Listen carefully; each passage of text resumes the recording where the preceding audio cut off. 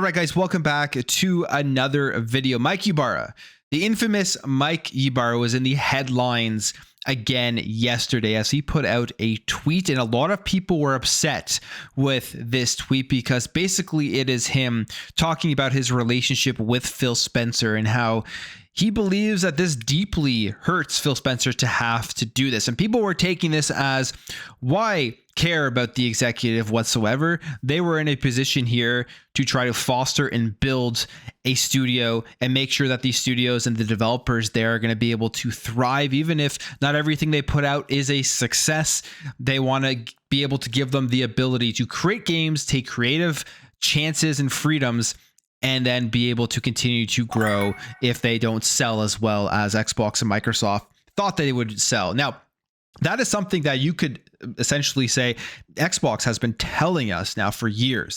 Phil Spencer has come out many times and he has said they want these studios to operate on their own. They don't want the corporation really to get involved in it, and they want them to be able to create the games that they want to make. They want to provide them with the resources to be able to do that. And I would say over the last number of years, they have done that. I know right now with these 4 studios being closed, it looks like they are completely switching directions, and that is definitely concerning if you are a fan of that. Is one of the main reasons why I was a fan of Xbox throughout this generation so far, from the beginning of this generation. I mean, I've played every Xbox. I've owned the OG all the way up until now. I've been a fan since they started. But what I really liked what they were doing comparatively to PlayStation was they were giving studios creative freedom to create games and that ability to fail. And if they failed, it was okay. They would be able to go out and make something else. There are examples of that. As I always like to bring up, Bleeding Edge from Ninja Theory. That game literally failed right away, and it was fine. They were still able to go out there and continue to make games. You take a look at games that have been successful, but definitely were at risk of just being failures. Games like Grounded from Obsidian going completely off the script from what they usually make. And the fan base of Obsidian was kind of confused when Grounded was announced. And then you also have a game like Sea of Thieves from Rare, which could have been an absolute failure. Both those games have been extremely successful, but Xbox gave those studios the creative freedom and weren't forcing them to go and just churn out the stuff that they are known for. Now with these studio closures, it may seem like it is pointing towards that happening. And for a lot of people, that might be a disappointment and may be concerning. And I hope that isn't the case. And as I said in my video this morning, I don't really believe Matt Booty when he says that they are now going to they made all these moves to give these developers more ability to go out and create new IP stuff. I don't actually believe him now. I'm going to have to wait and see what happens, because it does look like to me that with ABK, it has accelerated everything with the shrinkage of the industry, because again, this isn't just an Xbox problem. This is happening across the entire industry.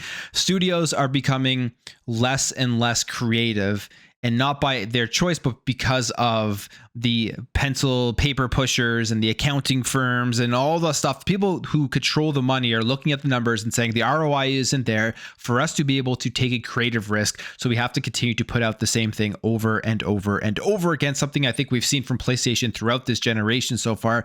And I hope that the next few years doesn't turn into Xbox doing that. You look at their timeline, you look at the games coming out, it does certainly look like they have lots of great stuff, different genres, and lots of creativity still to be had. And I hope that just continues the course going forward. I think the June showcase will be a big moment as we do see all the stuff that they are working on. But Mike Ybarra, he put out this post here, and he says this: I see a lot of shots at Phil over today's Xbox announcements. I get it. But knowing him as a human, I know this hurts him as much as anyone else. I can't speak for all the leadership there, but I do know him, and I do know what he is likely going through. I'm not trying to defend the decisions. I think we all get ourselves into situations that are tough and unexpected. Certainly I have. It's part of the job, as is the accountability for the outcomes, but he's a good human and he cares deeply for the creative process and developers. That's my firsthand experience of working closely with him for 8+ years and knowing him for 24 plus. I 100% understand the anger and confusion, and I feel deeply sorry for those teams impacted today and over the last few months. I didn't agree with every decision he made at Xbox, and I think that was pretty clear, but I do believe in his product leadership, and I know how hard these decisions can be. Xbox could have a very bright future. I hope they are able to realize it, and all of the teams have an incredible experience together. It's certainly a tough time that needs great clarity into what the plan ahead is and how gamers everywhere can be excited for it. And he makes some points here, whether you care or not about how Phil Spencer feels. I think most people don't care at this point. You've seen calls for the firing of Phil Spencer. They want him gone now because of the closure of these studios.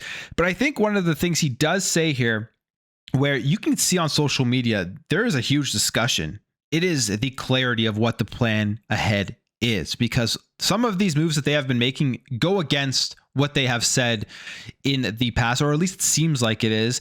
And the echo chamber keeps bringing those up. I mean, social media essentially is an echo chamber. Bad things happen. You have mass outrage, even if it's from people who don't have too much interest in it. They haven't played the games. They may not even have an Xbox. They just see the outrage. They look into the story and they kind of parrot what everyone is saying. And then when you have successes, you kind of see the same thing as well. People may have never played a game or never been a part of a community or part of the platform, but they see everyone talking about it and they parrot the success. And right now, it seems like social media is really all on the same page in the sense that what is the future? What is the messaging? Xbox has a big issue here with messaging because they keep making decisions that go against what they have previously said. And it is going to be vital at some point for them to truly deliver on the promises that they have made. Not just come out with a business update, not just Phil Spencer to come out with talking points and the just corporate lines of everything is going to be okay. We have a grand view of the future, but they truly now at this June showcase, like there is no more time that they have afforded them to wait. They have to deliver by giving just an overall view, dates, everything like that about the future of the Xbox platform ecosystem, all of that stuff. I don't think the ecosystem, I don't think the console, I don't think any of these things are in any danger. But from what I'm seeing online, there are a lot of people out there that truly think that it is coming to an end, which doesn't make any sense. They just bought ABK. We're going to get the biggest showcase ever. There's going to be a great roadmap. You're going to see a quick change in people's opinions, I think, right after this June showcase with a lot of stuff that they do show off. And we know that they are creating consoles going forward. The handheld rumor, and then, I mean, Sarah Bond even said during the business update that the next console will be the biggest technical leap in Xbox history. So the time is upon us now. It's going to be a very interesting month as these things will continue to dominate the headlines in terms of the studio closures. And again, it's always unfortunate for the people that lost their jobs, and hopefully they end up on their feet. I'm very interested in where some of the talent for Tango is going to go, because they've made some great games, and I would love to follow the works that they do, especially like somebody like John Johannes with the Hi-Fi Rush, and hopefully he continues to be able to make out his creative vision.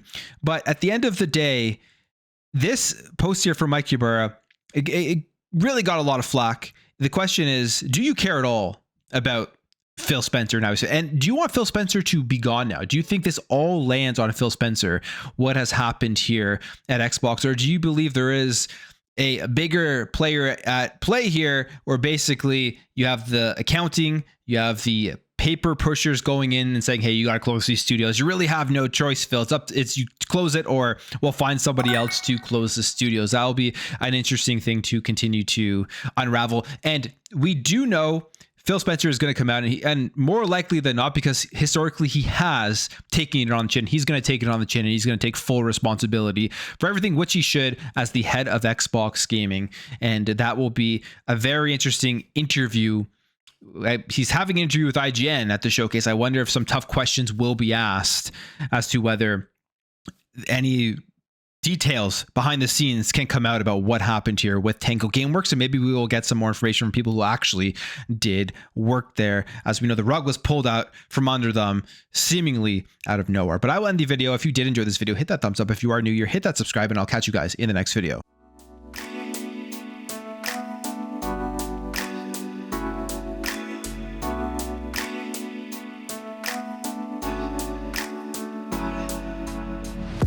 Bye.